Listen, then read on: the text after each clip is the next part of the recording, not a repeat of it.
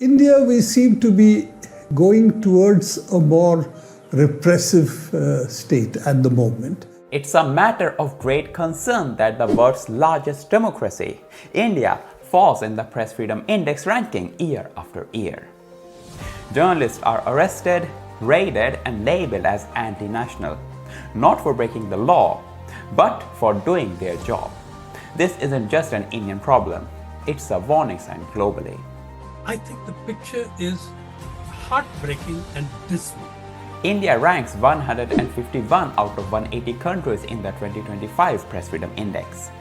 Yes, lower than nations with no elections, state media, or even military rule. From draconian laws to digital surveillance, from corporate media takeovers to intimidation on the streets, journalism in India is under siege. But here is the real question. What if journalism dies in the world's largest democracy? Let's talk about how this happened and what can still be done to reclaim the space for truth.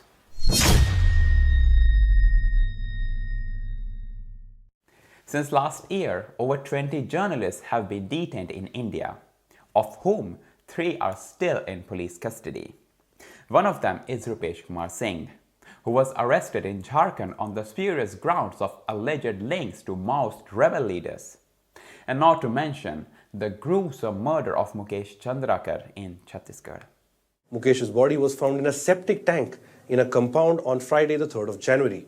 The compound belonged to a road construction contractor in Bijapur town area. India now ranks, as I mentioned, 151 out of 180 countries in the latest Press Freedom Index, lower than nations like Bangladesh and Rwanda. Yes, it has technically climbed 8 spots since last year, but don't let that fool you. The reality on the ground is far worse than the numbers suggest. My lifetime, and I'm talking 95 onwards, I have never seen it so bad. I have never seen such pettiness, such hypersensitivity of governments wanting to come after you, wanting to shut you down. I have heard from my elder peers, many of them say, we lived through the emergency, and even then we weren't as scared as we are now. And that aligns with what Reporters Without Borders describes as an unofficial state of emergency that has gripped Indian media since Narendra Modi came to power in 2014. Since then, he has built an excellent relationship with the big families dominating the media. India's biggest industrialists, like Mukesh Ambani and Adani, are both close allies of Modi.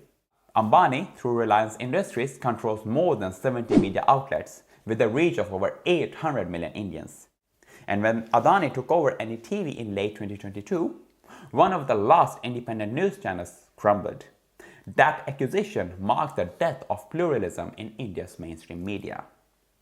As a result of that, ground reality for a lot of journalists, especially who are critical of the government, has transformed drastically.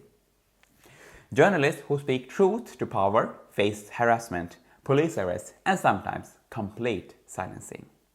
Being interrogated for the kind of work that they have done, and not just for the work, but then along with that, they ask them personal questions. They even harass them, they slap them, they abuse them. That kind of regularity has instilled so much fear. In India, you don't have to be a criminal to be treated like one. You just have to be a journalist. Laws like UAPA, Unlawful Activities Prevention Act, originally meant to tackle terrorism, are now being used against reporters. Since 2014, there has been a marked increase in the use of UAPA against journalists, especially those who are critical of the government or reporting on sensitive issues.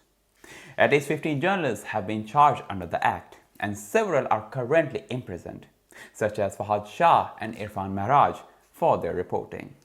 In Behind Bars, another study that we did on the arrest and detention of journalists in India, we found that a sharp rise in criminal cases lodged against journalists for their work, a majority of these were in BJP-ruled states. And this has contributed to the deterioration in the climate for free speech in India. Prabir Purkayastha and Amit Chakravarti of NewsClicks are others who were arrested in 2023 under UAPA in a case related to alleged foreign funding. Also, the law has been particularly used in regions like Kashmir, where journalists face heightened risk of arrest and harassment under anti-terrorism provisions. Multiple cases are slapped against them so that they are unable to get bail. Even if they get bail in one case, they cannot get bail in the other one, and so that they remain in jail. That creates absolute terror, from fear to terror in the minds of the others who don't want to be arrested. If you were thinking that the Indian government is only using domestic laws against its journalists, think again. In February, a couple of years ago, the Income Tax Department raided the BBC's offices in Delhi and Mumbai, just weeks after the British broadcaster aired a controversial documentary, according to India, called India, the Modi Question.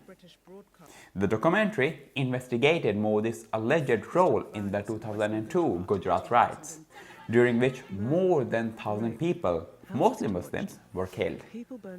The government dismissed the documentary as colonial propaganda and blocked it from being shown in India. We think this is a propaganda piece designed to push a particular discredited narrative. But it didn't stop there. What followed was an unprecedented tax raid, widely seen as retaliation for challenging the official narrative. It sent a clear message, not just to Indian media, but to global outlets. Criticism will cost you. What the current government has done is created a sense of fear by creating a strongman image that they will go after media organizations which are critical of them.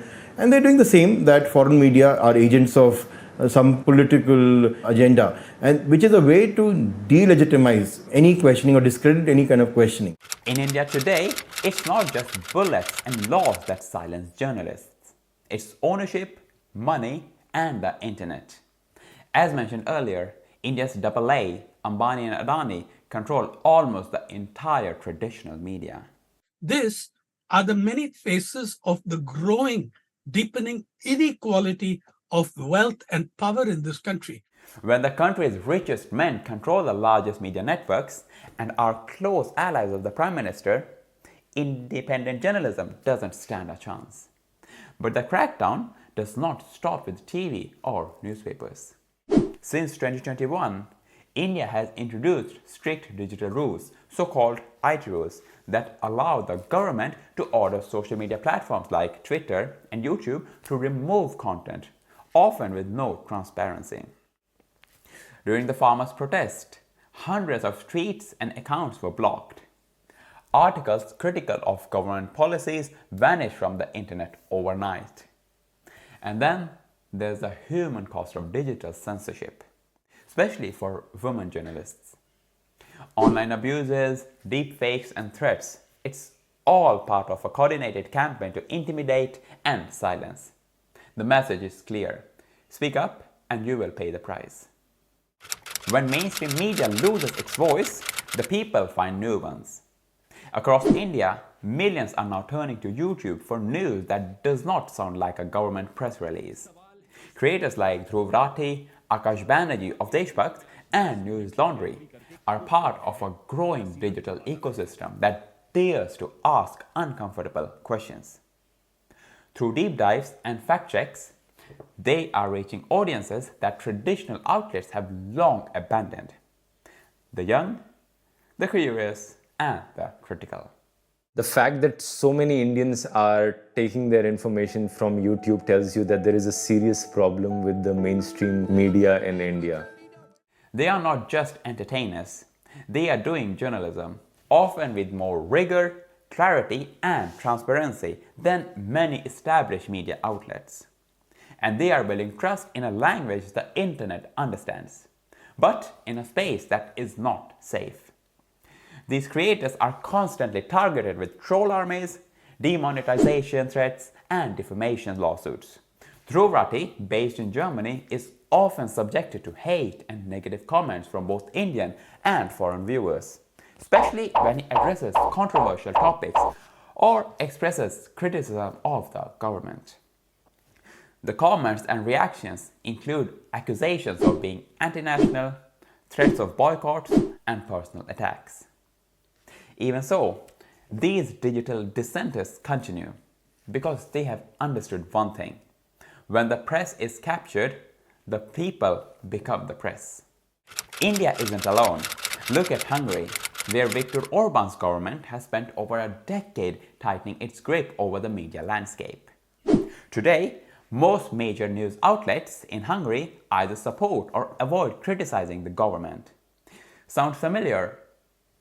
Yet, in the 2025 Press Freedom Index, Hungary ranked 67th, far above India's 151. So what's the difference?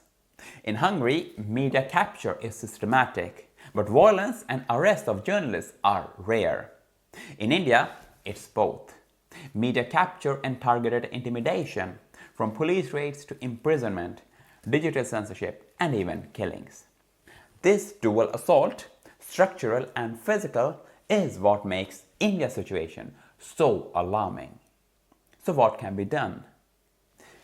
Journalism doesn't die overnight. It disappears little by little when people stop paying attention, stop asking questions, or stop supporting those who do. Some solutions are clear. We need to reform anti-terror laws like UAPA, which are being misused against journalists. We also need to strengthen digital freedom laws and increase transparency in takedown requests. One of the main reasons behind media death in India is media monopolies, which has to end, as well as we need to support independent, non-corporate journalism. And most importantly, build public trust by protecting those who report, not punishing them. A free press is not a Western ideal, it's a democratic necessity. And if the world's largest democracy lets journalism die, it won't just be India that loses.